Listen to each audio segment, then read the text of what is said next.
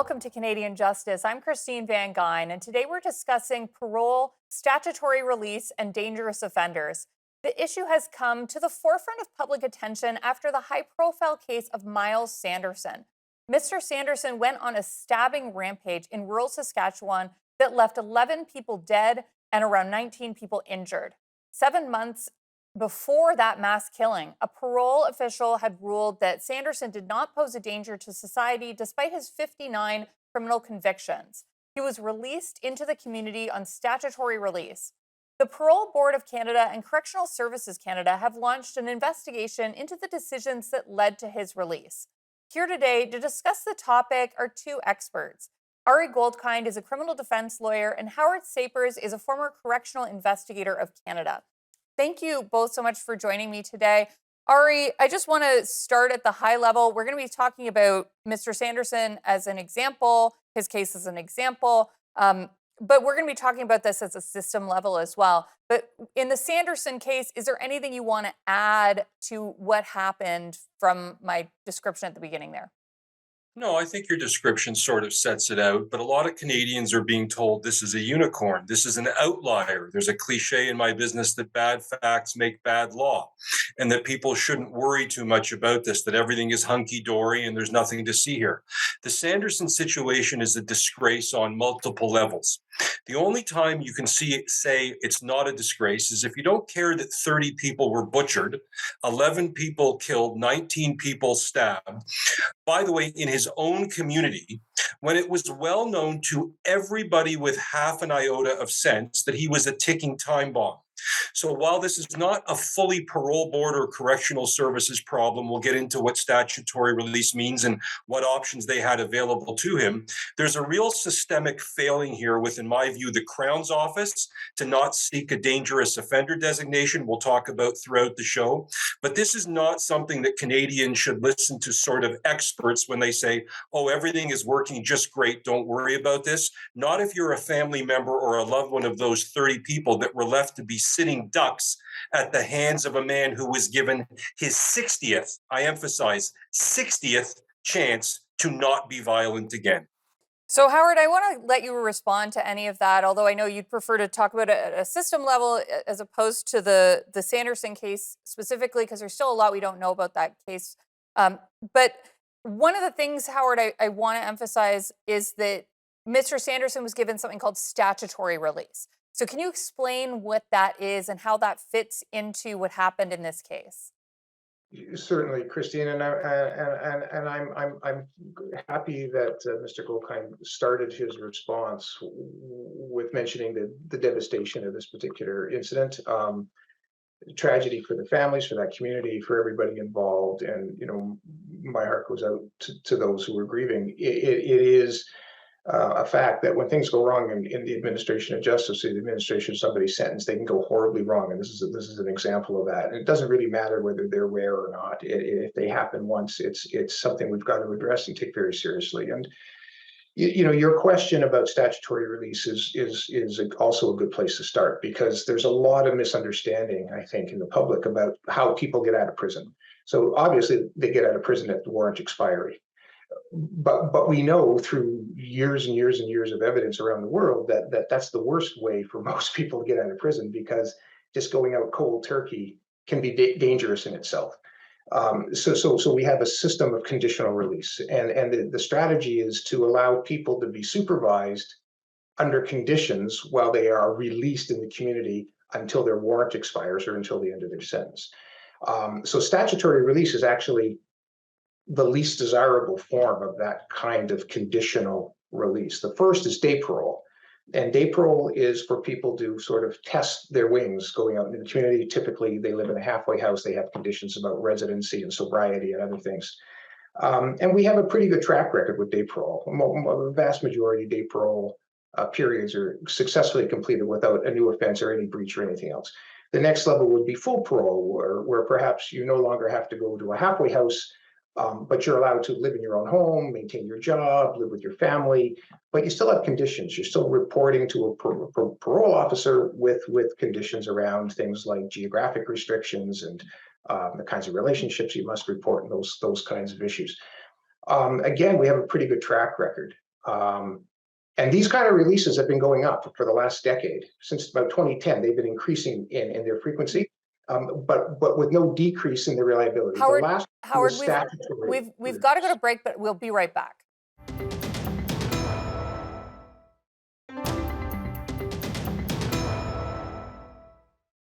Welcome back to Canadian Justice, where we're discussing the Myles Sanderson case, parole, statutory release, and dangerous offenders. Howard, in the last segment, you were walking through how the process of how people get out of prison. You were talking about day parole, and what I think people need to understand, what I led off in the last segment, is that Mr. Sanderson was released on something called statutory release. Now, what do people need to know about that process? Sure. So statutory release is the third form of conditional release, and statutory release happens, as the name implies, statutorily. So the law is written in such a way that people who didn't qualify for day parole, didn't qualify for full parole, or perhaps had been released and were revoked, were now in prison for a fixed period of their sentence. Again, because of the evidence that this works, this is best for public safety, they will be released statutorily, typically with much more severe restrictions or conditions on their freedom. And so SR, or statutory release, is sort of the end point. So as people are serving the last final portion of their sentence, they'll be released in the community. Again, maybe with a residency condition to a halfway house, certainly with reporting conditions to a parole officer. And even in the introduction, Christine, when you talked about the parole board finding that somebody was not a danger to the public, typically the way the decisions are made is that the person has risks, but they can be managed with these conditions. So with the reporting frequency, with the geographic restrictions, with the non-association restrictions, etc. So I don't think anybody's ever released with zero risk. But it's about managing that risk in appropriate ways to keep people safe. So I want to get Ari in here. Ari, is there anything you want to add about the statutory release, how that works, and anything you want to add about how it might have applied in the Sanderson case? Sure, very briefly, I think a lot of people watching us won't know the numbers here. Let's use a 9-year sentence, for example, when they hear warrant expiry, statutory release. Let's use 9 years as a sentence. You read a headline, somebody bad got 9 years. They can get full parole after a third, 3 years. Statutory release is the 6-year mark. The warrant expiry that Mr. Sapers spoke about was 9 years, where sort of like the Shawshank Redemption, the gates of prison open and out you go.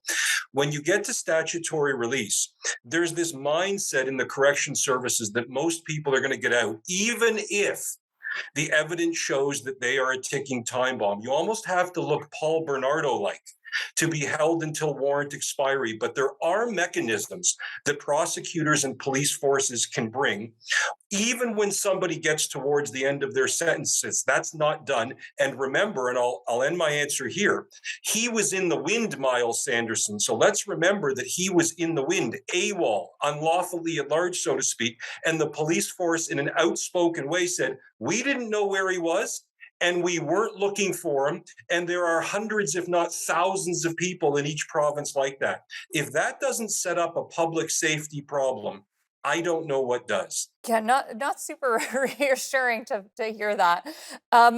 Let's talk about that Paul Bernardo example, because I think a lot of people know Paul Bernardo has something called a dangerous offender designation. How do you get a designation like that? How does that interact with statutory release or parole? What do you have to look like to get that designation, and what does it mean once you get it? Ari, that's for you.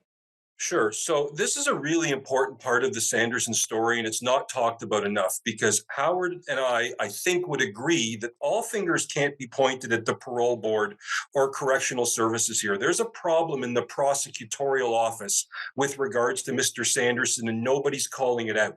They knew he was a ticking time bomb, but we operate in a two-tiered system of law where, depending on your race, depending on your religion, depending on whether you're of Indigenous background, the criminal justice system is making a move to treat certain races and religions differently. That's a subject for a different day, but it factors in here. Why? Because the prosecution office where this happened knew, not just the parole board, but knew many years before, that Myles Sanderson was vicious, a ticking time bomb to women and children, leaving aside the butchery he did. If they would have simply applied, and I will do this briefly, there's a lot to it, but it can be summed up as follows. If you think somebody's risk cannot be managed safely in the community, that's sort of like the movie Minority Report with Tom Cruise, that you can see the future crime happening. You can bring an application to a judge where that person may receive a very different sentence, either indeterminate, essentially the rest of their life in jail, long term with very intense supervision. And that's all to keep the public safe when you're dealing with a fellow who, as I said, is a ticking time bomb. That wasn't done here. It's something that should be explored. And I think the prosecution offices in that province have more explaining to do than they have so far. We've got to go to break, but we'll be right back.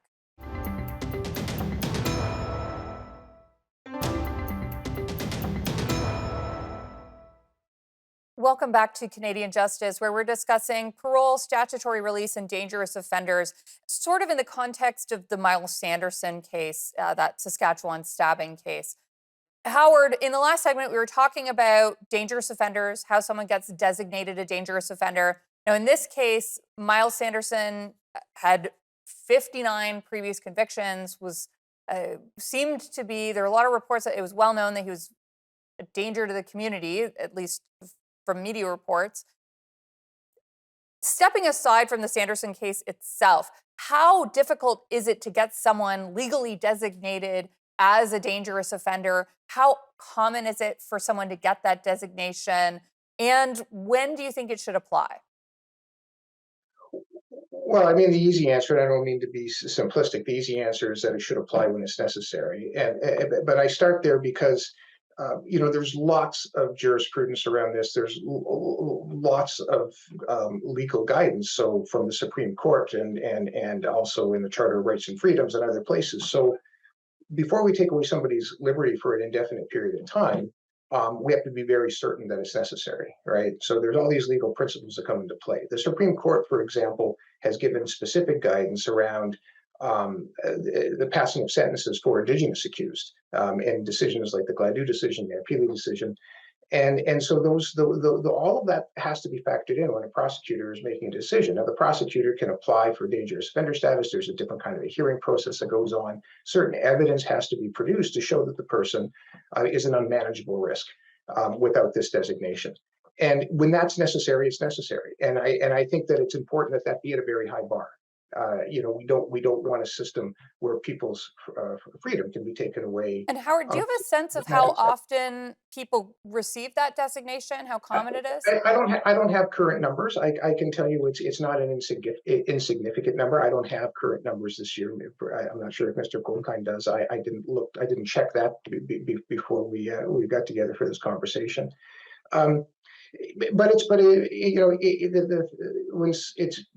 I was on the parole board for a period of time, and I can tell you, everybody that's on the parole board takes these kind of decisions and these kind of reviews very seriously. And it's very easy then to look over your shoulder, look in the rearview mirror, and said, "Well, gee, maybe we should have done something different." Even the whole notion that somebody's a ticking time bomb, I can tell you from the science, from the kind of risk assessments that are done, from the psychological reports that have come, from the reasons for sentencing, the sentencing submissions from Crown and defense.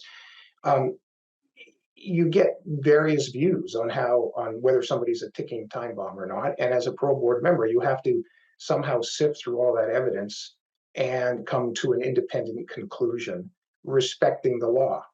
And again, this system does tend to work much more frequently than it doesn't work.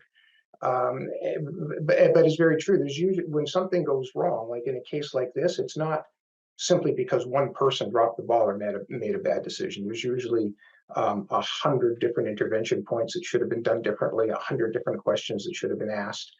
And so when you talked about the investigations that are going on, that's the purpose of these investigations. And it's not unusual when there's a significant incident for these kinds of things to then be a sort of an autopsy, if I can put it that way, of the whole process. Let's talk about those investigations. Ari, the Parole Board of Canada and Correctional Services are doing this joint investigation into the decision-making process that led to Sanderson's release. What types of things might they be looking at in this joint investigation? How to try to save face, how to get the public off their back. It will be totally useless. It will be totally pointless. It will have nothing to do with the 30 people who had knives plunged into them. This is the sort of after the fact reasoning, sort of like the Emergencies Act that's going on as we speak, that it's just trying to find accountability where there will be none. Heads will not roll. Nobody will be fired. As I said, the prosecutorial offices are being completely left out of this. The finger should not just be pointed at correctional services. Their hands in some way were tied. But there's a real disconnect here, going back to a couple things said before. These decisions, and I'm not throwing shade at all, whether it's the Supreme Court, the courts of appeal, and the Trudeau government, there seems to be this pendulum that has swung back to making the public more of a guinea pig and making the public more susceptible to risk from people that are known to be risky. Now, maybe that's a pendulum that some people celebrate, and good for them. But that's cold comfort to 30 people, many on a reserve. And the point that I'm making is these decisions are often made by people like me, or judges who live in the equivalent of a gated community. That's very, very different of a position or a view than somebody who has to live amongst this violence. Ari, we've got to go to break, but we'll be right back.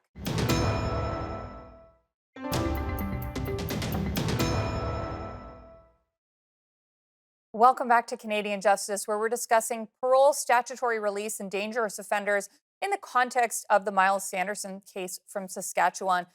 Now, Howard, in the last segment, we were talking about the joint investigation that's being conducted by Correctional Services and the Parole Board of Canada into the statutory release of Mr. Sanderson. Ari had a lot to say about that. I want to get your perspective on that investigation. Yeah, I'm a little more, I guess, optimistic about what this potentially may show. I spent 12 years as correctional investigator in Canada, and a lot of that time was spent criticizing the Correctional Service of Canada and its lack of accountability and the lack of thoroughness in some of its boards of investigation into incidents. I can also tell you that there have been some significant and necessary changes made that have come out of some of these investigations. So they'll be looking at a variety of things.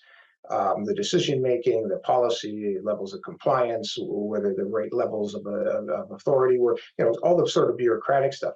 But they should also be looking at some of the contextual factors. And this is one of the things that I quite often pushed the Correctional Service to do, which was to broaden the scope of the investigation. If you simply looked at the last decision point, you're going to miss all of the things that came before.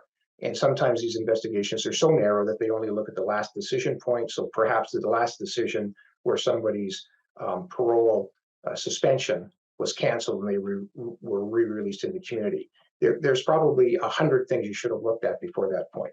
So it'll be necessary for this investigation to be broad, to be deep, and to have enough time to actually do its work. To not be rushed, to not be driven by political purposes, to not be an exercise where things are being swept under the rug, but to be seen as an independent and thorough investigation. And when that happens, these are actually quality documents that can make important conclusions that'll lead to change that actually makes the system work better. That would be my hope. Time will tell. We may end up with the kind of exercise that Mr. Goldkind was describing, and that would just be heaping tragedy upon tragedy if that happens. Now, I want to talk about something that was raised at the beginning, and that's the question of whether this is an outlier case. Ari, this was obviously a really high-profile case because of how extreme and absolutely tragic these crimes were, and also because of the very long, violent criminal history that Mr. Sanderson had. So what's your perspective on whether this case is an outlier? Try to keep it within a minute so I can get Howard's take too. No problem. This is an outlier because the number is 30. So there are 30 people grieving. But does that make it more of an outlier when it's 2 and there's only 1 person grieving and it doesn't make the evening news? Does it make it less of an outlier that this is happening throughout big cities throughout Canada, where it may be a carjacking, it may be a home invasion. It's not happening to me, you, or Mr. Sapers or the people making the decisions. That's the disconnect. And for the last 20 seconds, let me follow Mr. Sapers' point. Any inquiry here that doesn't point their finger at the police service for not actively looking for these people as if we don't have resources, or the Crown Attorney's Office for not bringing a dangerous offender application, which I will remind people is actually quite easy to bring. It's significant, it's paper intensive, but it's not complicated. There has to be a more holistic view of what went wrong here. In the last minute we have, Howard, what's your take on this being an outlier or not? Well, it is an outlier. It's an outlier for lots of reasons. The number of victims is an outlier in Canadian history. So there are lots of things about this case, but I agree with Mr. Goldkind that thinking about it as an outlier, not an outlier, is kind of the wrong question. This is different from a lot of other incidents for lots and lots of reasons, but some of the issues at play are the same, and I believe that was really his point. If you're dealing with an incident where just only one person gets killed, I mean, should we somehow be okay with that? Well, of course we shouldn't be. And so it's those systemic factors, the integrity of the whole process, the fidelity to the law, all of those things that have to be looked at. And I don't find it particularly useful to ever focus on how sensational a case is as a way to dictate how we should respond to it. We've got to go, but thank you so much for coming on and discussing this. Okay. Thank you. Thanks. We've heard today about how parole works in Canada. Is the system functioning well, and the extreme case of Myles Sanderson is merely an outlier? Or are there larger systemic problems with parole and statutory release in Canada? You be the judge. Thanks for watching, and remember, a freer Canada starts with you.